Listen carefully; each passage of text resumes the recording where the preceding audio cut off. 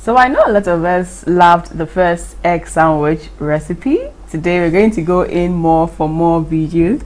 Yes, welcome once again to Cooking with Abba. My name is Abba as usual, making every food moment count. Today we're going to make some egg sandwich. Yeah, egg sandwich. And we're going to be using something new, which is egg powder.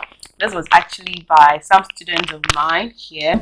They worked on this beautiful piece here, and yes, I decided to use it for the channel as well to show people how to work with egg powder.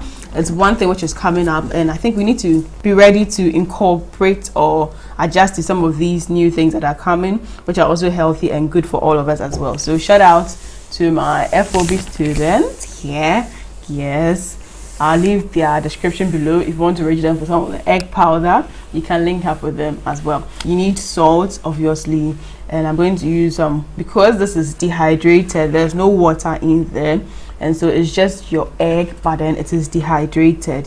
So it's the same thing as you eating fresh eggs, just that these have no moisture, and so you would have to add in the water.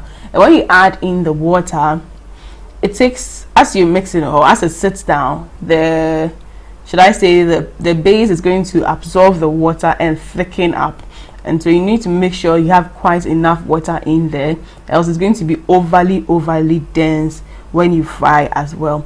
So I add in my vegetables, which is a simple onion and then bell pepper for my egg sandwich. Yes, and I just mixed it there. So this is one.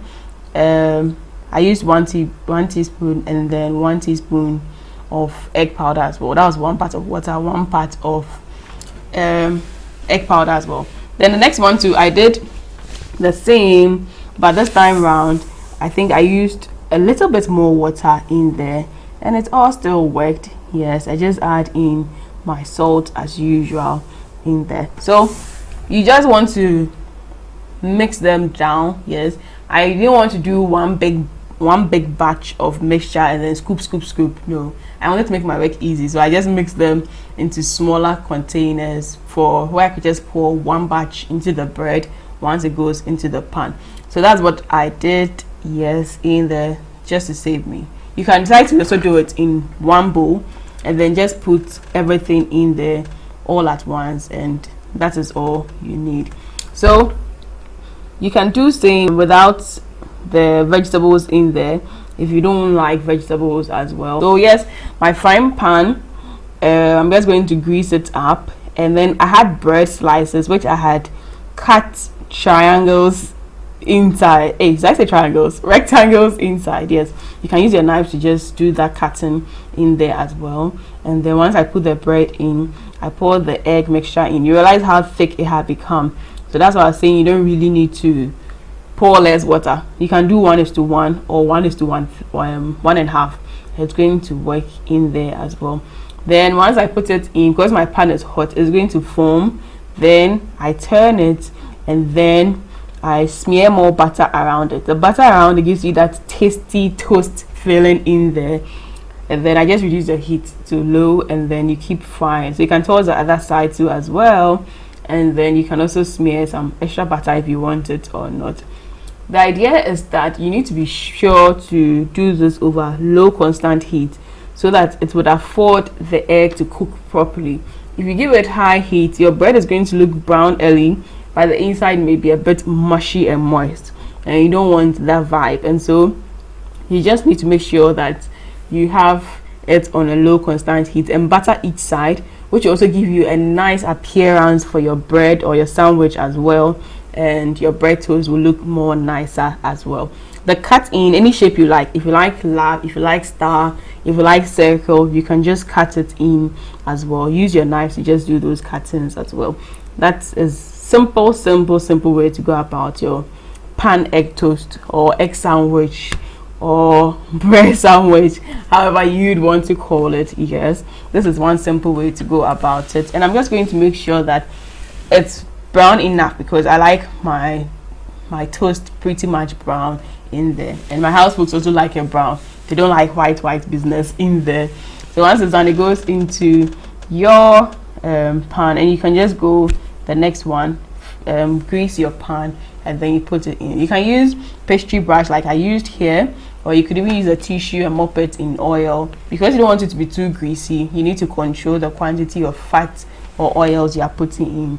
Then you repeat the process. Put the bread in, put the egg mixture in, and then you can flip it.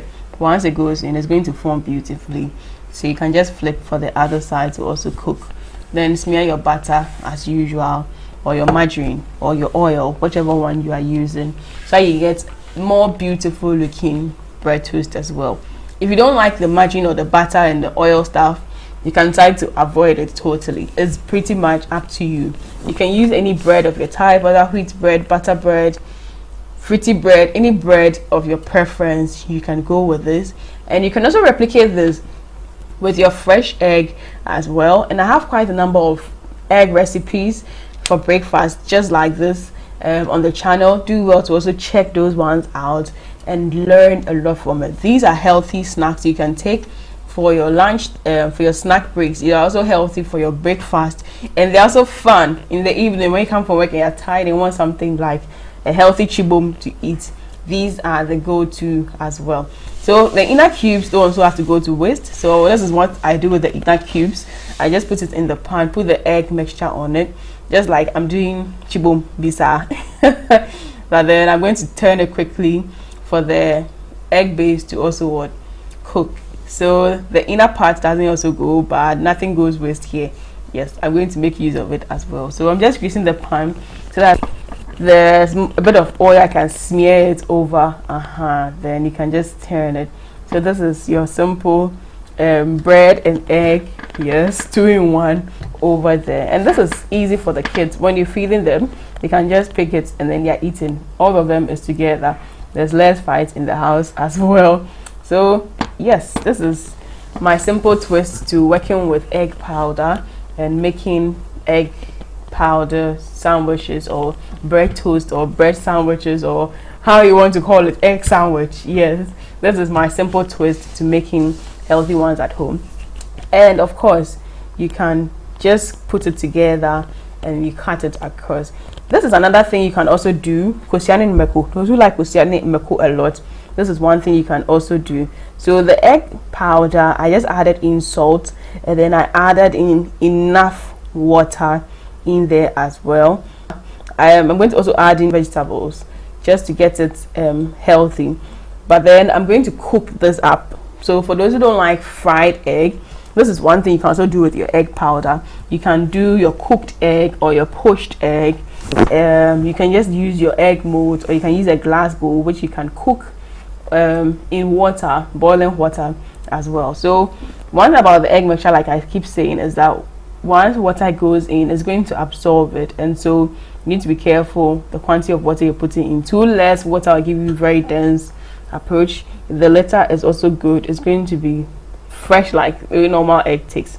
So yes, I poured it in. You can add in salt to taste as well. Then I placed my vegetables on top, a little bit of veggies, because I wanted it to come out just whole, one piece you could eat, and everything is in there. Then I added a bit of pepper sauce, because in Ghana we eat our kosua and Meko, yes, egg with vegetables and pepper in there. Then I placed a little bit on top. Then I closed my egg mold, and which is going to go into my boiling water as well. So this is the egg mold. If you don't have this, you can just use your glass bowls to work on it. Get a saucepan which is deep enough to house your egg mixture. Let the water be at least halfway around it, because if it goes into the mold or where the mold line is, it would end up feeding into it. So you just need to check that as well. Then I just cover it and then let it bring to boil. Usually this takes about 5 to 10 minutes depending on the heat you are using. And then once it's well cooked, it's going to be well formed. If you use a toothpick through it, you're going to realize the inside is moist. And then you can also decide to check if you do this often, you can also see from the look around it that it is ready or not. And once you're done, this is how it's going to come out. And yeah, you realize the inside is well cooked and it's well, solid egg, like the way you do your normal egg. And the vegetables is well laid on, the pepper is in there, and this is cute enough, so you can even put it in your mouth one hole, and then you are gone. So this is your special twist, Kosiani Meko, when you are working with powdered egg as well. Do well to subscribe to this channel. Do well to support us with your views, your watch, your subscription. Lots of love from my team and I. Till I see you in the next food video. Do live life to the fullest. Be joyous, be merry. Mwah.